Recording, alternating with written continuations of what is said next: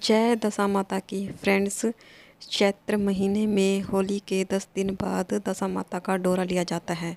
उसकी पूजा विधि और उसकी सामग्री का वीडियो मैंने अपलोड कर दिया है, आप चेक कर सकते हैं। इस वीडियो में मैं आपके साथ दशा माता की कथा शेयर करूंगी। दशा माता की कथा सुनने के लिए हाथ में 10 दाने गेहूं के लिए जाते हैं, तब दशा माता की कहानी सुनी जाती है। एक राजा था, उसका नाम नल था। उसकी दमयंती नाम की रानी थी। एक दिन महल के नीचे एक बुढ़िया आई जो दशा माता का डोरा बांट रही थी और कहानी सुना रही थी। वहाँ पर बहुत भीड़ लगी हुई थी। सारी औरतें डोरा ले रही थी। रानी छत के ऊपर से उन्हें देख रही थी।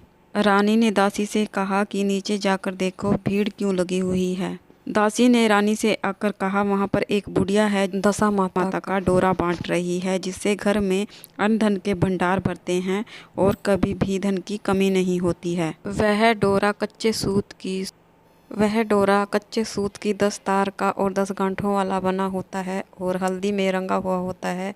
हाथ में 10 दाने गेहूं के लेकर कथा सुनकर डोरे को गले में डाला जाता है और इससे अन्न धन के भंडार भरे रहते हैं। रानी ने भी बुढ़िया से डोरा लेकर डोरे की पूजा करके डोरे को गले में बांध लिया। जब बाहर से राजा आया तो राजा ने रानी के गले में हार के साथ डोरे को देखा और रानी से पूछा, रानी ये क्या गले में बांध रखा है? तो रानी ने बोला, दशा माता का डोरा है, जिससे घर में धन लक्ष्मी आती है। तब राजा ने रानी से कहा कि हमारे घर में कौन सा अन्न धन की कमी है जो तुमने ये डोरा बांध रखा है। तब राजा ने डोरे को खोल दिया और तोड़कर फेंक दिया। उसी दिन रात को राजा के स्वप्न में दशा माता आई और राजा से बोली, राजन मैं तुम्हारे घर से जा रही हूँ। राजा ने पूछा कि तुम कौन हो?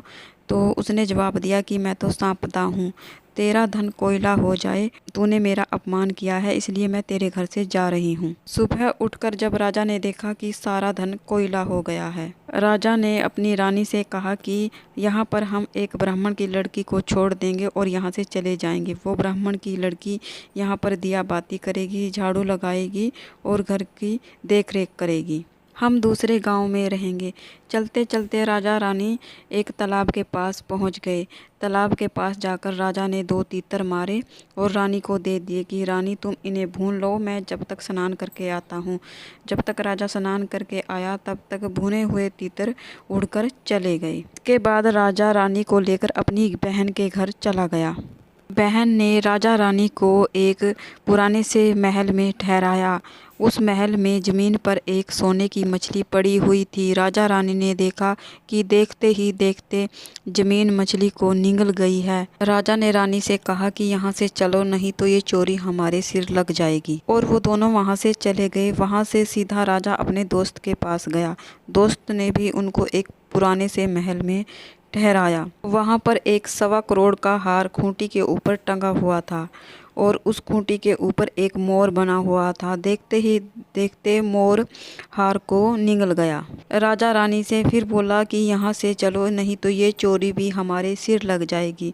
तब रानी ने राजा से बोला, कहीं और जाने की ज़रूरत नहीं है, हम दोनों जंगल में जाएंगे, वहाँ पर लकड़ियाँ काटकर अपना पेट पाल लेंगे। वो दोनों एक बगीचे में चले गए। बहुत ज़्यादा थके हुए होने के कारण वो दोनों एक पेड़ के नीचे जाकर सो गए। उस बगीचे के माली ने देखा कि 12 साल से सूखा हुआ बगीचा एकदम से हरा भरा कैसे हो गया। उसने देखा कि एक पेड़ के नीचे 2 अजनबी सोए हुए हैं। माली ने जाकर उनसे पूछा कि तुम कौन हो जिनके आने से 12 साल से सूखा हुआ बगीचा एकदम से हरा भरा हो गया है।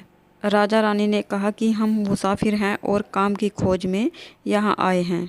तब उस माली ने अपने काम के लिए दोनों को उस बाग में ही काम के लिए रख लिया।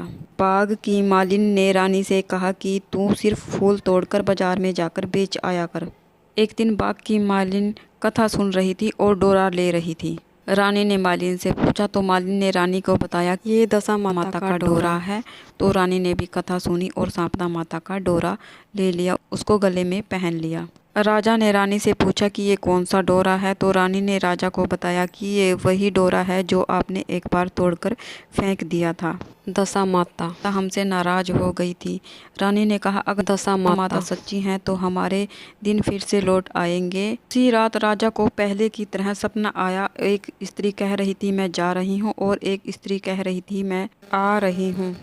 राजा ने उन दोनों से उनके नाम पूछे तो आने वाली ने अपना नाम लक्ष्मी बताया और जाने वाली ने अपना नाम दरिद्रता बताया। राजा ने पूछा कि मुझे कैसे पता चलेगा? तब दशा माता ने कहा कि जब तुम कुएं पर पानी भरने जाओगे तो पहली बार में और दूसरी बार में हल्दी की गांठ निकलेगी, तीसरी बार में कच्चा सूत निकलेगा। राजा अगली सुबह कुएं पर गया और कुएं पर वही तीनों चीज़ें निकली। तीनों चीज़ें राजा ने रानी को लाकर दे दी और रानी ने दशा माता का डोरा बनाया और गले में पहन लिया। राजा ने रानी से कहा, मुझे लगता है कि अब हमारे अच्छे दिन आ चुके हैं, हमारे 12 वर्ष पूरे हो चुके हैं, हमें अपने घर चलना चाहिए। तब दोनों ने जाकर मालिनी से कहा। मालिनी ने दोनों को अन्न धन देकर विदा कर दिया। जब राजा और रानी वापस घर आ रहे थे तब राजा रानी को लेकर अपने दोस्त के घर गया जिसके घर वो पहले गए थे। राजा के दोस्त ने उसको एक नए से महल में ठहराया। तब राजा ने कहा कि मुझे उसी पुराने वाले महल में जाना है। तब उसका दोस्त उसको उसी पुराने वाले महल में लेकर गया। देखते ही देखते जो 1.25 करोड़ का हार मोर निगल रहा था वह वापस आ गया। तब राजा ने रानी से कहा कि यह कलंक हमारा मिट गया है, अभी यहाँ से चलते हैं। उसके बाद राजा रानी को लेकर अपनी बहन के घर गया तो राजा की बहन ने राजा को एक नए महल में ठहराया। तब राजा ने फिर कहा कि मुझे तो उसी पुराने घर में जाना है। तब वे पुराने घर में गए और देखते ही देखते ज़मीन ने मछली को वापस उगल दिया है। तब राजा ने रानी से कहा कि हमारा ये कलंक भी मिट गया है। उसके बाद राजा रानी सीधे अपने महल की तरफ निकल लिए और देखा कि जो दरवाज़ा टेढ़ा हो गया था वो ठीक हो गया है, सोने की झारी आ गई है, जो नीम सूख गया था वह फिर से हरा भरा हो गया है। जो पंडित की बेटी घर में दिया जलाने के लिए छोड़कर गए थे, राजा रानी ने उसे अपनी धर्म की बेटी बना लिया है और बहुत सारा धन दौलत देकर उसका विवाह कर दिया। रानी ने दशा माता का व्रत किया, ब्राह्मणियों को जिमाया, हलवा पूरी खिलाया और दान दिया। इस तरह से रानी ने दशा माता का व्रत का उद्यापन किया। हे दशा माता, जिस प्रकार से आपने अपने पहले राजा के साथ किया ऐसे किसी के साथ नहीं करना और जैसे बाद में राजा के साथ किया ऐसे सबके साथ करना। प्रेम से बोलो जय दशा माता की। और इस प्रकार दशा माता की कथा पूर्ण होती है। इसी के साथ हम गणेश जी की कहानी सुनेंगे। एक गांव में एक बुढ़िया रहती थी। बुढ़िया रोजाना मिट्टी के गणेश जी बनाती और उनकी पूजा करती। रोजाना मिट्टी के गणेश जी बनाते और वो गल जाते। तो बुढ़िया के घर के सामने एक सेठ की हवेली बन रही थी। तब बुढ़िया ने कारीगर के पास जाकर कहा, कारीगर भैया मेरे पत्थर के गणेश जी बना दो। तब कारीगर ने कहा कि जब तक तुम्हारे पत्थर के गणेश जी बनाएंगे तब तक तो हमारी दीवार खड़ी हो जाएगी। तब बुढ़िया को मन ही मन बहुत गुस्सा आया और बुढ़िया ने कहा कि तुम्हारी दीवार टेढ़ी हो जाए। कारीगर जब भी दीवार बनाए वो टेढ़ी हो जाए। सुबह से शाम हो गई। तब सेठ जी भी आ गए। सेठ जी ने पूछा कि भाई आज तो कुछ भी काम नहीं किया। तब कारीगर ने सेठ जी को सारी बात सुनाई। तब सेठ जी ने कहा कि मुझे उस बुढ़िया के पास लेकर जाओ। सेठ जी बुढ़िया के पास गए और बुढ़िया से कहा कि बूढ़ी माई मैं आपको पत्थर के नहीं सोने के गणेश जी बनवा कर दूंगा, लेकिन हमारी दीवार सीधी हो जाए। दीवार सीधी हो गई और सेठ जी ने बुढ़िया को सोने के गणेश जी बना कर दिए। और ये सारी बात गणेश जी सुन रहे थे और सेठ जी की दीवार सीधी हो गई और सेठ जी ने बूढ़ी माई को सोने के गणेश जी बनवा कर दिए। हे गणेश जी भगवान, जिस तरह आपने हे गणेश भगवान जैसे आपने सेठ जी की दीवार सीधी की ऐसे ही सबके सब काम सीधे करना। कहते सुनते हुकारा भरते जो भी इस कहानी को सुन रहा है उसकी सभी मनोकामनाओं को पूर्ण करना। कथा सुनने के बाद जो जौ के दाने हैं इनको आप अपने पीलिए के चुन्नी में बांध सकते हैं या फिर आप किसी छोटी सी डिब्बी में बंद करके मंदिर में भी रख सकते हैं। जब वैसाख के महीने में डोरा खोलेंगे तब इन जौ के दानों का हमें उपयोग करना होता है। उसका वीडियो अलग से चैनल पर अपलोड है, आप चेक कर सकते हैं। डोरे को आप अपने गले में डाल सकते हैं या फिर आप इसको भी मंदिर में रख सकते हैं। अगर आप जॉब करते हैं, डोरे को गले में नहीं बांध सकते तो आप इसको मंदिर में रख दें।